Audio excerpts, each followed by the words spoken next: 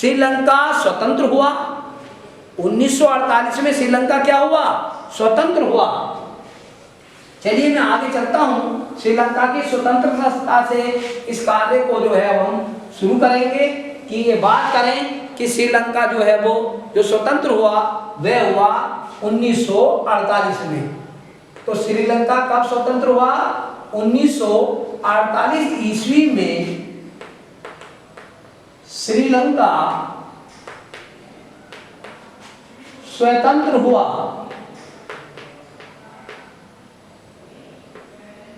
तो श्रीलंका जो स्वतंत्र हुआ वह कब हुआ? 1948 ईस्वी में श्रीलंका स्वतंत्र हुआ। बहुसंख्यक सिंहली समुदाय के नेताओं ने शासन व्यवस्था पर अपना प्रभुत्व स्थापित किया। जैसा कि मैं पहले ही बता रहा था कि जो सिंहली थे वह बहुसंख्यक में थे, यानी कि उनका पूरे देश में जो परसेंटेज है वो 74% है। और ऐसी स्थिति में श्रीलंका 1948 में जब स्वतंत्र हुआ तो वहां पर जो सत्ता पर जो प्रभुत्व स्थापित किया, सत्ता पर जो अपना वर्चस्व स्थापित किया, वह किसने किया? सिंहलियों ने किया। यानी कि सत्ता पर अपना वर्चस्व स्थापित किया, यानी कि शासन व्यवस्था पर अपना प्रभुत्व जो स्थापित किया, शासन व्यवस्था पर अपना प्रभुत्व स्थापित किया। किसने प्रभुत्व स्थापित किया? श्रीलंका के सिंहलियों ने, जो कि श्रीलंका में 74% थे, उन्होंने अपना प्रभुत्व स्थापित किया। ठीक है। इसके बाद उन्होंने क्या किया कि बहुसंख्यक के आधार पर शासन व्यवस्था पर अपना प्रभुत्व स्थापित करते हुए उन्होंने श्रीलंका के लोकतांत्रिक रूप से निर्वाचित सरकार ने सिंहली समुदाय की प्रभुत्वता कायम करने के लिए अपनी बहुसंख्यक के आधार पर उन्होंने जो प्रभुसत्ता स्थापित कर रखी थी, उन्होंने फिर अपनी मनमानी प्रारंभ कर दी। यानी कि तमिलों पर बिल्कुल भी ध्यान नहीं दिया गया। जो सत्ता थी वो बहुसंख्यकों की सत्ता थी, सिंहलियों की सत्ता थी। उन्होंने तमिलों के हितों का बिल्कुल भी ध्यान नहीं दिया। उसके हम यहाँ पर कई उदाहरण यहाँ पर ले सकते हैं। एक उदाहरण हम यहाँ पर देखते हैं कि 1956 ईस्वी में जब कानून बनाकर तमिलों की उपेक्षा करते हुए सिंहली भाषा को देश की एकमात्र राष्ट्रभाषा घोषित कर दिया गया। यानी कि 1956 में क्या करा इन्होंने? 1956 ईस्वी में इन्होंने क्या करा? सिंहली को क्या करा? राष्ट्रभाषा घोषित कर दिया। सिंहली को राष्ट्रभाषा घोषित कर दिया।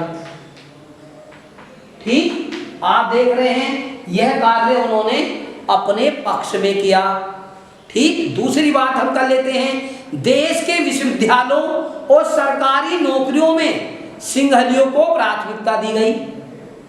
यानी कि विश्वविद्यालयों और सरकारी नौकरियों में, यानी कि विशेषकर अगर मैं बात करूं सरकारी नौकरियों की, अगर मैं बात करूं तो सरकारी नौकरियों में सिंहलियों को ही प्राथमिकता दी गई।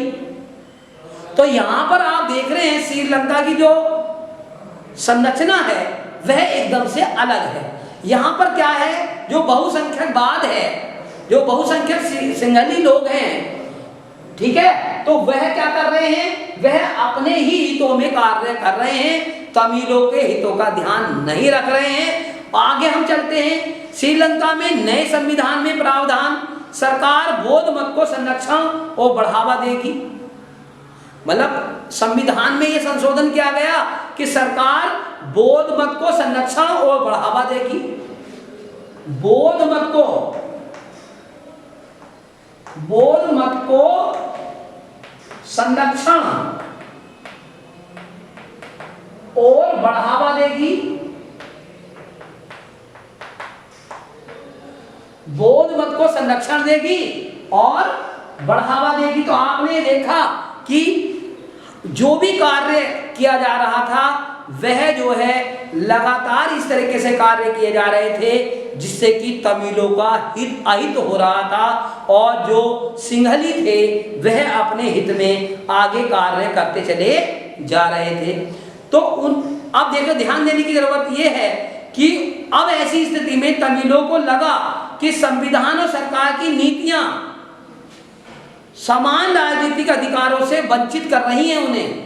किन्हें वंचित कर रही हैं? तमिलों को वंचित कर रही हैं। तमिलों को ऐसा लगा कि सिंहलियों द्वारा बनाई गई जो भी नीतियां हैं वह उन्हें वंचित कर रही हैं, नौकरियों के फायदे अन्य कामों में उनके साथ भेदभाव हो रहा है और उनके हितों की अनदेखी की जा रही है। परिणाम यह हुआ कि तमिल और सिंहली समुदायों के संबंध बिगड़ते चले गए और उनमें संघर्ष प्रारंभ हो गया। तो आपने यहाँ पर देखा कि यहाँ पर अगर मैं श्रीलंका की संरचना का गहन अध्ययन करूं तो मुझे ये पता चलता है कि श्रीलंका में बिल्कुल एकदम उल्टा हो रहा है बेल्जियम से। बेल्जियम में क्या हो रहा था? बेल्जियम में जिनकी संख्या, टोटल संख्या देश में कम है, वह लोग समृद्ध और शक्तिशाली हैं। यहां श्रीलंका में हम क्या देख रहे हैं? जिनकी संख्या अधिक है वह समृद्ध और शक्तिशाली का प्रमाण दे रहे हैं। यहां तमिलों को दबाया जा रहा है, लेकिन वहां जिनकी संख्या अधिक है, कम संख्या वाले लोग उन्हें दबा रहे हैं। तो बेल्जियम की जो संरचना है वह बिल्कुल अलग है और श्रीलंका की जो संरचना है वह बिल्कुल अलग है। तो इन दोनों संरचनाओं का यदि हम सही से अध्ययन करें तो हम यह पाते हैं कि जो सत्ता की साझेदारी है, जो सत्ता की साझेदारी है, उसी पे मैं वापस आना चाहूंगा। उस लाइन को आपको फिर पुनः समझने की आवश्यकता है, तभी ये दोनों बातें समझ में आना तय है। तो देखिएगा, ध्यान दें, किसी भी प्रणाली को ढंग से चलाने के लिए, मैंने कहा था कि किसी भी प्रणाली को ढंग से चलाने के लिए, तो आपने देखा बेल्जियम ने प्रणाली को अलग ढंग से चलाया, श्रीलंका ने अपने देश की प्रणाली को अलग ढंग से चलाया।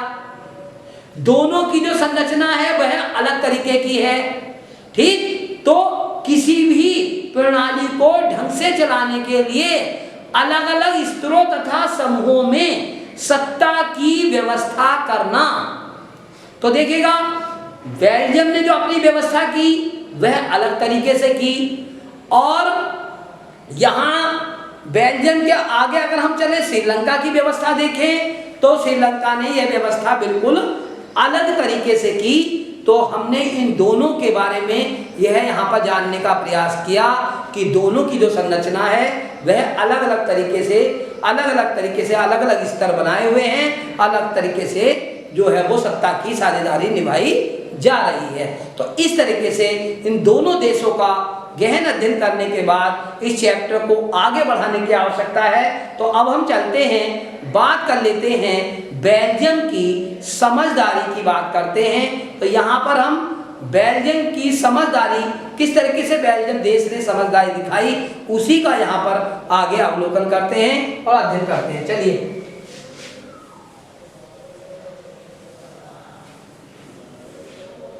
तो नेक्स्ट टॉपिक है आपका बेल्जियम की समझदारी।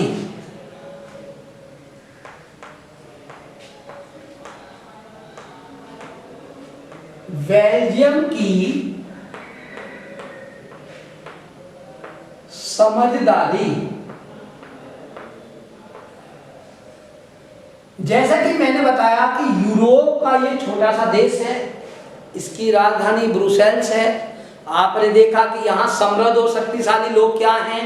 वे हैं जिनकी संख्या कम है, लेकिन वो राजधानी क्षेत्र में अधिक संख्या में रहते हैं। तो ऐसी स्थिति में यहाँ बेल्जियम के दृष्टिकोण से अगर हम यहाँ पर अध्ययन करें तो हम यहाँ पर देखेंगे कि बेल्जियम की समझदारी क्या है, बेल्जियम देश में किस प्रकार की समझदारी का परिचय दिया गया।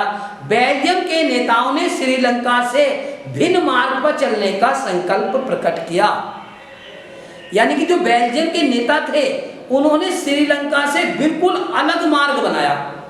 श्रीलंका में सिंहली जो बहुमत था उनका 74% थे, वह बहुमत के आधार पर देश को चला रहे थे, लेकिन यहाँ आप देख रहे हैं कि बेल्जियम वासियों ने बिल्कुल अलग तरीके से। तो यहाँ में देखने की आवश्यकता है बेल्जियम और श्रीलंका की